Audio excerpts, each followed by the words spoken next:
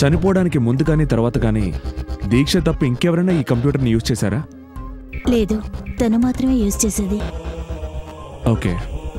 ఏమిటి సార్, ఏదైనా ప్రాబ్లమా? లేదు, అదేం లేదు, నథింగ్. ఈ సింహాచలం కాకుండా ఇక్కడ ఇంకెవరూ లేరా సహాయం చేయడానికి? వంట పని చేయడానికి, ఇంట్లో పనులు చూసుకోవడానికి ఒక ఆవిడ వస్తూ ఉంటుంది. తోట పని ఏదైనా ఉంటే వీలున్నప్పుడు తన భర్త వచ్చి చేస్తుంటాడు. అతను పనిచేసేది క్వారీలోనే సార్. అతని పేరేంటి? వేలు.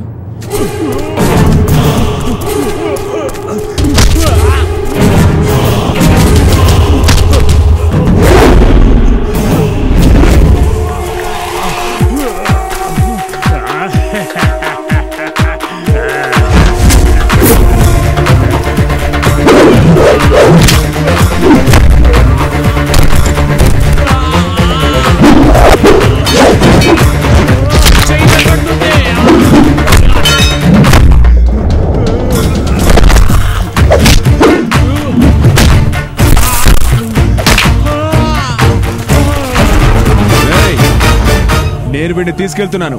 ఎవడైనా దగ్గరకు వచ్చాడంటే బండ పేలినట్టు వీడి తల కూడా ఇక్కడే పేలిపోతుంది.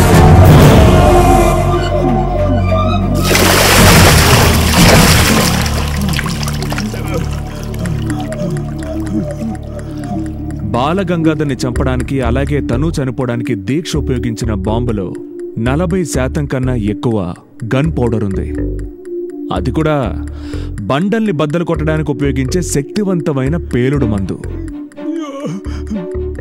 ఇప్పుడు నాకు తెలియాల్సింది ఏంటంటే, నువ్వు దీక్షకిచ్చింది ఒట్టి పేలుడు మందు మాత్రమేనా, లేక కంకర్ రాళ్లు, అల్యూమినియం పౌడర్, గాజు పెంకులు కలిపి తయారు చేసిన 2 కార్లు ధ్వంసం చేయగలిగినంత శక్తివంతమైన రిమోట్ కంట్రోల్డ్ బాంబా? అయ్యో ఏంటి సార్, పేలుడు మందు తప్ప పూచికి పుల్ల కూడా ఆ అమ్మాయికి నేను ఇవ్వలేదు. తనకెవరి మీద కోపం ఉన్నట్టుంది సార్.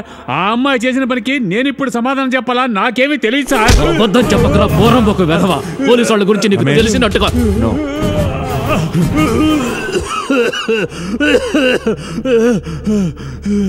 వేలు, ఏంటి?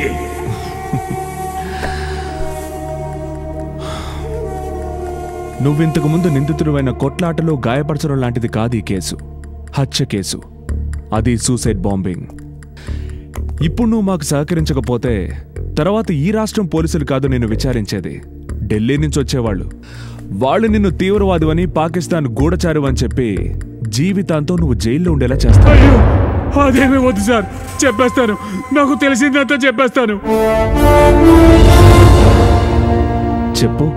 ఆ దీక్ష ఈ ఘోరం తలపెట్టడానికి ఒక వారం రోజుల ముందు నాయుడు గారు చెప్పారని అరటిగళ్ళ కొయ్యడానికి నేను ఆ తోటకు వెళ్ళాను.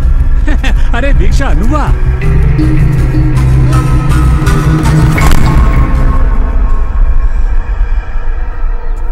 ఈరోజు జంక్షన్లో నిన్ను పిలిచినప్పుడు నువ్వు చూడనట్టు ఎందుకు వెళ్ళిపోయావు?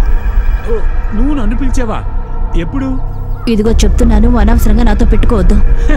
అరే చూడు తల్లి, ఇవాళ నేను కొంచెం మత్తులో ఉన్నాను. బాగా తాగేసి నేను నీ దగ్గరికి ఎలా రాగలను తల్లి? తాగేసి వచ్చి నీ భార్యని కొట్టేవాడివా? అది పూర్వం, అప్పుడెప్పుడు కొట్టేవాడిని. ఇప్పుడు అది నా ప్రాణం. నా ప్రాణాన్ని నేను కొట్టుకుంటానేంటి?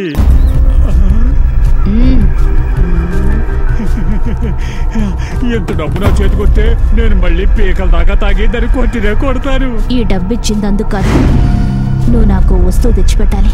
ఏమవుతుంది?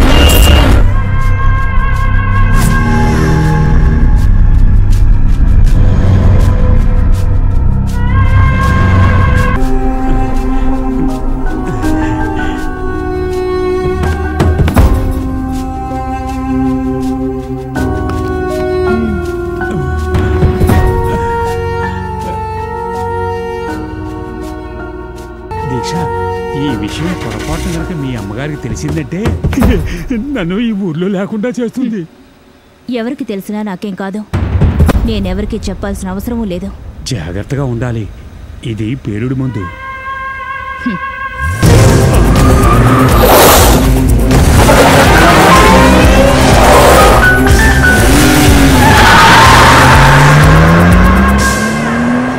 వేలు వాంగ్మూలాన్ని బట్టి దీక్ష కంప్యూటర్లో దొరికిన వెబ్సైట్ అడ్రస్ని బట్టి చూస్తుంటే గుడ్ మార్నింగ్ సార్. బాంబ్ తయారు చేయడానికి, క్రైమ్ ప్లాన్ చేయడానికి దీక్ష వేరొకరి సాయం అడగాల్సిన అవసరం లేదని మనం నమ్మాల్సి వస్తోంది. ఒక బాంబ్ని ఎలా తయారు చేయాలన్న విషయం నుంచి మనం ఎవరూ ఎప్పుడూ విననటువంటి మోస్ట్ మోడర్న్ వెపన్స్ గురించిన అన్ని డీటెయిల్స్ రెడీలీ అవైలబుల్గా ఉన్నాయి ఈ వెబ్సైట్లో. దీక్ష లాంటి మోస్ట్ బ్రిలియంట్ ఎలక్ట్రానిక్ స్టూడెంట్కి ఒక బాంబ్ని తయారు చేయడానికి ఈ మాత్రం సాయం దొరికితే చాలు కదా. సార్, ఏమైంది కబీర్, ఎంక్వైరీ చేసావా? చేశాను సార్. అఖిల దేవరాజ్ అనే అమ్మాయి, సుధానాయుడు, ఆశా చౌదరి, వీళ్ళు ముగ్గురే బాలగంగాధర్తో దగ్గర సంబంధం ఉన్న అమ్మాయిలు. వీళ్లలో ముందు చెప్పిన ఇద్దరికి బాగా డబ్బిచ్చి మంచి సౌకర్యాలు కల్పించడమే కాకుండా ఆయనకున్న దుబాయ్లోనూ హైదరాబాద్లోనూ ఆఫీసుల్లో పెద్ద పెద్ద ఉద్యోగాలిచ్చి అన్ని విధాలుగా సంరక్షిస్తున్నాడు సార్. క్లుప్తంగా చెప్పాలంటే బాలగంగాధర్ని చంపడం సంగతి అటుంచి అతనికి చిన్న హాని కూడా కలగడం వీళ్ళిద్దరికీ ఇష్టం ఉండేది కాదు, అవునా? అవును సార్. తరువాతున్నది ఆశా చౌదరి. బాలగంగాధర్ చావడానికి ముందు ఒక పేదవాడి గుడిసెలో ఉండేది సార్. నాకు ఈ కేసు గురించి కొన్ని డీటెయిల్స్ తెలుసు. ఈ డాన్స్ రిహార్సల్స్ అని ఫోన్ చేసి పిలిపించి... అవును సార్.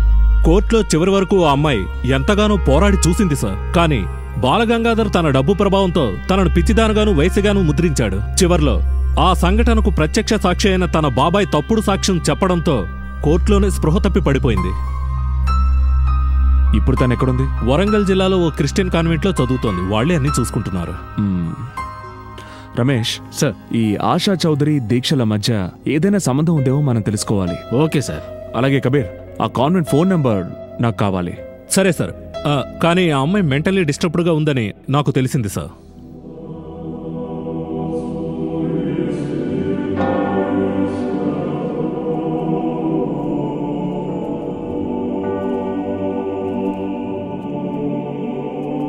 ఆశా,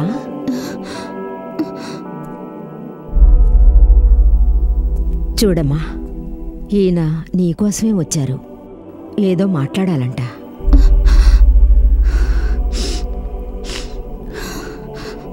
నా పేరు శ్రీరామకృష్ణ. నాకు నువ్వు చిన్న సాయం చేయాలి.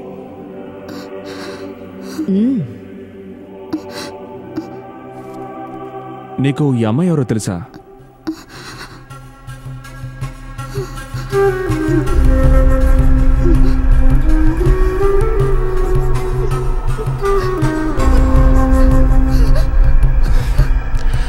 ఎక్కడైనా చూసినట్టు గాని, పరిచయం ఉన్నట్టు గాని నీకేమైనా గుర్తుందా?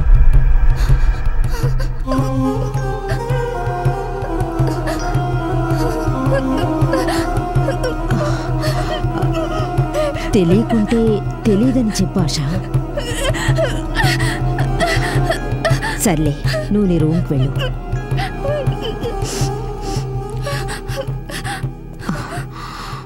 ఫోన్ చేసినప్పుడే చెప్పాను కదా, ఆ అమ్మాయి మెంటల్లీ చాలా డిస్టర్బ్డ్గా ఉందని. ఇంతకు ముందు ఇలా ఉండేది కాదు, చాలా స్మార్ట్గా ఉండేది. ఆ ఇన్సిడెంట్ తర్వాత ఎన్ని రకాల అడ్డంకులు వచ్చినా కేసు పెట్టడం, ప్రెస్ మీట్ ఏర్పాటు చేయడం, ఇవన్నీ తన సొంత నిర్ణయాలే. బట్ కోర్టులో తన వాళ్లే వ్యతిరేకంగా మాట్లాడడం వల్ల బాగా కృంగిపోయింది తను. పర్లేదు మద, నేను వేరే విధంగా ఇన్వెస్టిగేట్ చేస్తాను.